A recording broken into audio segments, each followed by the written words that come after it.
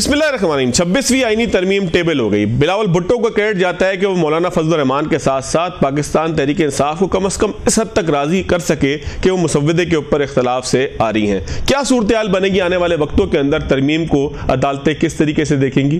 क्या जस्टिस मंसूर अली शाह साहब का रास्ता रोकना हुकूमत का मकसद था, या हुकूमत ने मेरिट के ऊपर उन तमाम तरामीम को किया है कि जिसकी पहले से बात होती रही है? मेरे साथ मौजूद है सीनियर सियासतदान फवाद चौधरी साहब। चौधरी साहब, बहुत शुक्रिया आपके वक्त का। चौधरी साहब, जाहिर है कि पाकिस्तान तहरीक इंसाफ की सियासत को भी आप बड़े करीब से देख चुके हैं, कानून साज भी हैं, कानून दान भी हैं। सर, ये फरमाएं कि आखिर क्या कबाहत है कि अगर जजेस की कारकर्दगी के ऊपर भी बात हो, जिस तरीके से केसेस हम देखते हैं कि अदालतों में पाइल अप होते हैं, उसके ऊपर भी गुफ्तगू हो, तो इसमें आखिर बुराई क्या है सर?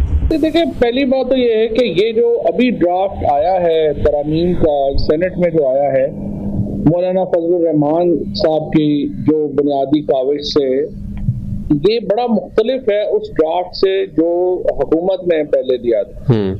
और इस ड्राफ्ट में बहुत सारी चीजें ऐसी हैं जिसे मौलाना ने आज कहा कि हमने सांप का जहर निकाल दिया है और दांत तोड़ दिए हैं। तो ये बात उनकी बिल्कुल सही है। इस तरमीम में काफी चीजें जो हैं पहले तो पिछले से तो बिल्कुल मुख्तलिफ है। अब आपका जो सवाल है कि इसमें अच्छा क्या है और बुरा क्या है, और ओवरऑल अगर आप इसको देखें तो मेरे ख्याल में कंटेंट के हिसाब से तो ये ड्राफ्ट जो है, इसमें अगर एक दो चीजें जो है वो और बेहतर कर ली जाती तो ये ड्राफ्ट एक्सेप्टेबल होता और ये अच्छा ड्राफ्ट हो सकता था। सिर्फ इसमें हुकूमत ने चूंकि बिल्कुल वो रिस्क नहीं लेना चाहते तो दो चार जगहों पे उन्होंने डंडी मारी है। अदरवाइज इसकी जो डायरेक्शन है वो बुरी नहीं है। इसमें मसलन हाई कोर्ट के जो जजेस की अपॉइंटमेंट जिस तरह आपने जिक्र किया, उसके तरीक़ेकार में जो पार्लियामान को शामिल किया गया है वो बिल्कुल दुरुस्त कदम है, क्योंकि जो जजेस हैं उनको ये इख्तियार मिल गया था कि वो भर्ती भी वही कर सकते हैं, निकाल भी वही सकते हैं। ये दुनिया में ऐसे नहीं होता, पार्लियामेंट्स का रोल होता है, और यहाँ पे भी पार्लियामेंट का, पॉलिटिशियंस का रोल होना चाहिए था जजेस की अपॉइंटमेंट में, जो कि यहाँ पे डाला गया है। जो इसमें जो थोड़ी बुरी चीज है वो ये है कि इन्होंने पहले जो बैलेंस है जुडिशल कमीशन का वो खराब कर दिया है। अब पहले ये था कि तकरीबन 6 लोग जुडिशरी के थे और जो 5 लोग इधर थे। अब इन्होंने जुडिशरी में से वो रिटायर्ड जज भी निकाल दिया है, तो तकरीबन 7 लोग जो हैं वो एग्जेक्टिव के हो गए हैं और 5 या 4 जो हैं वो जजेस होंगे।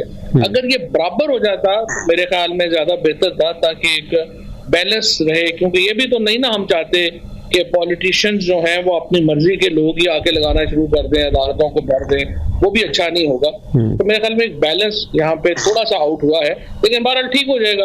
अच्छा चौधरी साहब, ये फरमाइएगा, जिस तरीके से हमने देखा कि 18वीं तरमीम के बाद इसी सारे मामले के ऊपर एक 19वीं तरमीम भी आई, जिसके ऊपर सियासतदान आज ये कहते हैं कि वो ज़बरदस्ती जो है वो इम्पोज की गई, हमसे ज़बरदस्ती वो तरमीम करवाई गई। तो अब इस इख्तियार के ऊपर मैं बाकी चीज़ों के ऊपर अभी हम नहीं जा रहे, स्पेसिफिक इस इख्तियार के ऊपर आपको लगता है कि कोर्ट दोबारा इंटरफेस कर सकता है?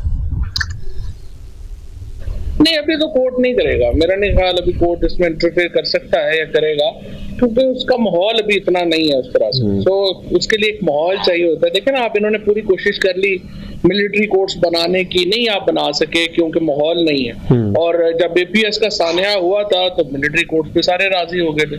तो एक बैकग्राउंड चाहिए होती है, एक माहौल, एक पॉलिटिकल माहौल, एनवायरनमेंट होता है जिसके अंदर इवॉल्व करती हैं इस तरह की चीजें। तो अभी तो मेरे ख्याल में ऐसा माहौल नहीं है कि जुडिशरी इसको ओवरटर्न करे या कर सके। लेकिन ये जरूर है कि ये आगे चल के इसमें जजेस जो है वो असर्ट करेंगे, और इसके अंदर कुछ चीजें जो हुकूमत का ख्याल है कि उन्होंने बिल्कुल अपने हक में करनी है, और कॉन्स्टिट्यूशनल बेंच बना के उनको लगता है कि हम ये सारी चीजें जो है वो ठीक कर लेंगे, ये मुझे नहीं लगता ये आसानी से हो सकेगा, क्योंकि जुडिशरी बहरहाल इसके ऊपर जो है वो असर्ट करे। अच्छा, बाज लोग इसको जो है वो ताबीर कर रहे हैं कि जस्टिस मंसूर अली शाह साहब का रास्ता रोकने के लिए 3 रुकनी जो है वो कमेटी बनाई गई। मैंने आपका ट्वीट भी देखा, आपने उसमें कहा कि अपोजिशन के अरकान भी होंगे, इतना आसान नहीं होगा 2/3 अक्सरियत हासिल करना। आपने ज़ाहिर है कि सुबह कहा था, ड्राफ्ट तो बाद में सामने आया है। तो इसमें आपको चौधरी साहब कहीं पे महसूस होता है कि मंसूर अली शाह साहब का रास्ता हुकूमत नहीं रोक सकेगी? नहीं, हुकूमत रास्ता रोकने में मेरा ख्याल कीन भी नहीं है, सिर्फ वो चाहते यही है कि एक एहसान करके करे। तो इसकी जो हैयत बनाई गई है उसमें देखे ना, रिप्रेजेंटेशन के ऊपर आनी है कमेटी, उसमें अपोजिशन के भी लोग जो है कम से कम 3-4 लोग अपोजिशन के आने हैं। अपोजिशन में फिर आपको जो कम से कम 2 लोग चाहिए होंगे, यानी JUIF PTI का साथ चाहिए आपको अगला चीफ जस्टिस लगाने के लिए, और वो दोनों ये कह रहे हैं कि सीनियर मोस्ट को होना चाहिए। तो इसलिए 2, और अगर वो नहीं लगाते, फॉर एग्जांपल आप कहते हैं कि जी मामला पेंडिंग रह जाएगा, अगर इत्तेफाक राय नहीं होता, तो फिर आइन में पहले ही है कि सीनियर मोस्ट जज will act as chief justice. तो इसलिए देखें ना, अपोजिशन को तो प्रॉब्लम नहीं है, ये तो हुकूमत ने 2/3 मेजोरिटी क्रिएट करनी है। अच्छा चौधरी साहब, जिस तरीके से मौलाना ने कहा कि काले सांप के दांत हमने तोड़ दिए हैं, ये बड़ा एक अहम जुमला था। इसका मतलब ये है कि वो कहते हैं जहर निकाल दिया, दांत तोड़ दिए, वो जो बहुत सारी गुफ्तगू के अंदर भी हम अल्फाज शामिल करते हैं। तो क्या आप ये समझते हैं कि ये जो मुसव्विदा इस वक्त सेनेट में पेश हुआ है, ज़ाहिर है कि मंजूर भी होने के इम्कानात हैं, हो ही जाएगा, तो ये वो मुसव्विदा नहीं है कि जो हुकूमत चाहती थी? हुकूमत कॉम्प्रोमाइज पोजीशन में आई है मौलाना के स्टांस की वजह से। आई थिंक मौलाना को भी क्रेडिट देना है, बहुत ज्यादा क्रेडिट तो उनका ही है, but I also would like to give credit to Bilawal Bhutto.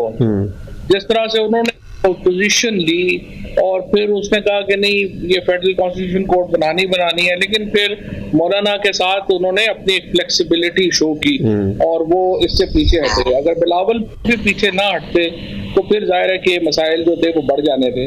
इसमें डेफिनेटली पॉलिटिशियंस को इसका फायदा हुआ है।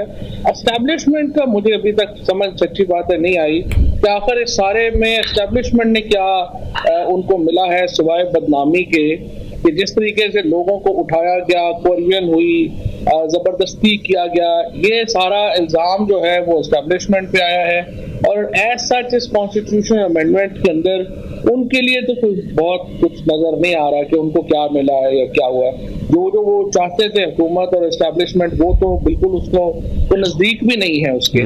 तो definitely I think Bilawal Bhutto को और मौलाना फजलुर रहमान दोनों को हमें क्रेडिट देना पड़ेगा, जिस किस्म की उन्होंने फ्लेक्सिबिलिटी शो की और थोड़ा अपने पांव से आगे बढ़ के सोचने की जो सलाहियत जो अब मफकूद ही हो गई है। हर आदमी सिर्फ अपने फायदे की हद तक सोच रहा है, उससे आगे बात ही नहीं करता। तो आई थिंक दोनों को क्रेडिट तो देना चाहिए। अच्छा, तारड़ साहब ने एक बात और की कि फौजदारी कवानीन में भी तब्दीली का हमारे पास मंसूबा है, तो जो सब ये दुरुस्त अमल नहीं है। पाकिस्तान के अंदर हम देखते हैं कि फौजदारी कवानीन के नतीजे में इंसाफ में ताखीर भी होती है और बहुत सारे मामलात ऐसे हैं कि जहां पर जो है वो जिसको सजा मिलनी है उसे नहीं मिलती, बाकी दूसरा लटका रहता है। चलिए, तीसरा क्रेडिट आई मस्ट से आजम नजीर तारड़ को, अगर PMLN में से किसी को देना है तो आजम नजीर तारड़ साहब को देना पड़ेगा, जिस तरीके से उन्होंने इस सारे मामले को देखा और आगे लेके गए। देखिए, आजम नजीर तारड़ से ज्यादा क्रिमिनल लॉ तो पाकिस्तान में बड़े कम लोग समझते हैं, और I think he is one of the finest criminal lawyer अभी जो पाकिस्तान में है। तो उनकी जो रिफॉर्म्स वो तजवीज करेंगे, जो वो क्रिमिनल साइड के ऊपर करेंगे, तो I will be very keen to kind of look at those reforms, क्योंकि मैं जाती तौर पे ज़ाहिर है आजम से मेरा बहुत पुराना ताल्लुक है, is like brother to me, is like a family to me. तो उनका जो है इसके ऊपर जो ग्रिप है आजम नजीर तारड़ की, बड़े कम पाकिस्तान में और क्रिमिनल लॉयर्स हैं, और ये बड़ा भला हो जाएगा अगर आजम नजीर तारड़ जो है वो ये कर दें, बिकॉज बड़े कम और लोग इतने कॉम्पिटेंट हैं ये क्रिमिनल लॉज को स्पेशली ठीक करने के जितने इस वक्त लॉ मिनिस्टर साहब हैं। अच्छा चौधरी साहब, अगर बेंच की पूरी तश्कील को हम देखें, फिर जिस तरीके से सूबाई जो है वो बेंचेस की तश्कील भी होगी, इस पूरे अगर सिनेरियो को देखेंगे जो एक मुसव्विदे की सूरत में हमारे सामने आया है, तो आप इसको एक इत्मीनान बख्श, तसल्ली बख्श मुसव्विदा करार दे सकते हैं? सियासी मामलात के ऊपर अभी हम आते हैं, उसके ऊपर भी हम डिस्कशन करेंगे सर, लेकिन अगर ये कानूनी एतबार से इस ड्राफ्ट को देखा जाए तो ये आपको ठीक लगता है सर? नहीं, देखिए ना, कानूनी एतबार से ज्यादा ठीक हो सकता था अगर इसमें और थोड़ी न्यूट्रलिटी लाई जाए और चीजें बेहतर की जाए। सिर्फ ये जो सूबाई कॉन्स्टिट्यूशनल की बात हुई है ना जी, ये बड़ी एक तबाहकुन है। ये मुझे नहीं समझ आई कि ये कहाँ से आ गया है, बिकॉज देखिए पहले 18वीं आईनी तरमीम के जरिए हमने फेडरेशन का बेड़ा गर्क किया है। अब हर सूबे की हम आईनी एक बना के हम एक कन्फेडरेशन की तरफ हम जाना चाहते हैं। ये मुझे समझ नहीं आ रही कि पाकिस्तान की एस्टैब्लिशमेंट जो इस मामले के ऊपर, फेडरेशन के मामलात के ऊपर हसास है, वो क्यों इस तरह की जो इक़दामात हैं उनके ऊपर वो खामोश है और वो इनको होने दे रही है। क्योंकि देखिए ना, अगर आप मसलन पानी का मसला है, पानी के ऊपर अगर सिंध वाले अपनी कॉन्स्टिट्यूशन कोड बना के अपना एक जो है फैसला करके बैठ जाए, पंजाब वाले अपना करके बैठ जाए, केपी वाले, तो इस तरह से तो बहुत मुनाफरत बढ़ती है। ये कभी भी हमें जो है वो सूबाई मामलात को इस तरह से नहीं जो है वो सूबाइयत, और 18वीं आईनी तरमीम के बाद आप देखिए सूबाइयत पाकिस्तान में कितनी बढ़ गई है। हर आदमी जो है वो अब सूबे की बातें करने शुरू हो गए, because real power, political power सूबों में चली गई है। ये एस्टैब्लिशमेंट ने उस वक्त भी एक आदमी की मफादात के लिए 18वीं तरमीम होने दी, अब भी एस्टैब्लिशमेंट को कभी इस पे खामोश नहीं रहना चाहिए था। I think it's a dangerous amendment. और पीपल्स पार्टी का ये सबसे बड़ा प्रॉब्लम है कि वो सूबाइयत की सियासत करती है, जो पाकिस्तान की फेडरेशन के लिए शदीद खतरा है। अच्छा, तो सब हुकूमतें जो है वो मुशीर लगा सकेंगी, सूबाई हुकूमतें, इसमें क्या प्रॉब्लम क्या था? मैं 2016 का मुझे याद है कि मुर्तज़ा वहाब साहब स्ट्राइक डाउन हो गए थे सिर्फ इस वजह से कि वो इख्तियार नहीं था। आज तारड़ साहब ने भी कहा कि जी इख्तियार सूबाई हुकूमतों को भी हमने दे दिया। तो सर इसमें प्रॉब्लम कहाँ पर था? कोर्ट्स क्यों इसको स्ट्राइक डाउन करते थे? नहीं, वो इस तरह था कि वफाक में ये इख्तियार था कि आप 5 एडवाइजर्स लगा सकते हैं। सूबाई असम्बली के पास, यानी सूबाई गवर्नमेंट के पास जो है वो ये इख्तियार जो है वो नहीं था। तो लेकिन मेरे ख्याल में ये अच्छा है। उसकी वजह ये है कि आपको एक्सपर्ट्स चाहिए होते हैं लगाने के लिए। और यहाँ पे सूबाई रिफॉर्म्स तो असल में बड़े ज्यादा बड़ा एजेंडा है, और अल्लाह करे पाकिस्तान में हम उस तरफ बढ़े। सबसे इंपॉर्टेंट तो लोकल गवर्नमेंट है जो कि होनी चाहिए, जो नहीं हो रही।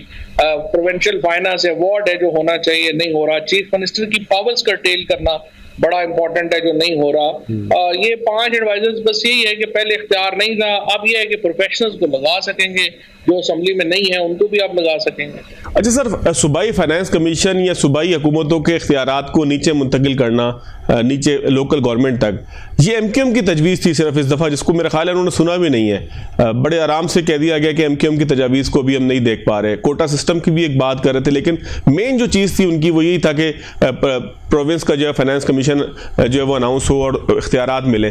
तो क्या पाकिस्तान में कोई भी सियासी जमात बशमूल पाकिस्तान तहरीक इंसाफ ये चाहेगी कि इख्तियारात इस हद तक मुंतकिल हो जाएं कि जहाँ एमएनए एमपीएस को फंड ना मिले और सारे फंड जो है वो नीचे काउंसलर और जो है वो चेयरमैन ले जाए? ये देखे ना, ये फंडामेंटल है और इसके बगैर पाकिस्तान चल ही नहीं पा रहा। इस वक्त जो सबसे बड़ा प्रॉब्लम ही आ रहा है कि फंड्स के ऊपर सांप की तरह चीफ मिनिस्टर बैठ जाता है। अब चीफ मिनिस्टर का जिससे ताल्लुक होता है उसको फंड मिल जाते हैं, जिसका ताल्लुक नहीं होता उसको नहीं मिलते।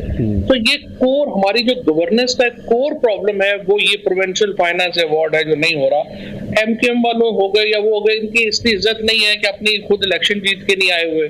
जाहिर है जब आपको किसी कर्नल ने या इधर उधर वो एसी वगैरह ने जो है वो आपने इलेक्शन जितवाया हो और 70-70 हज़ार वोटें बदल गई हो तो फिर इज्जत नहीं होती। फिर ऐसे ही होता है जिस तरह से 4 दिनों से ये मुर्गों की तरह सारे एमएनए जो है वो बंद पड़े हुए हैं, बाथरूम के लिए भी इजाजत लेके जानी पड़ती है। तो जाहिर है कि इन लोगों की इज्जत नहीं है और ऊपर से फैसला आता है वो मानना पड़ता है।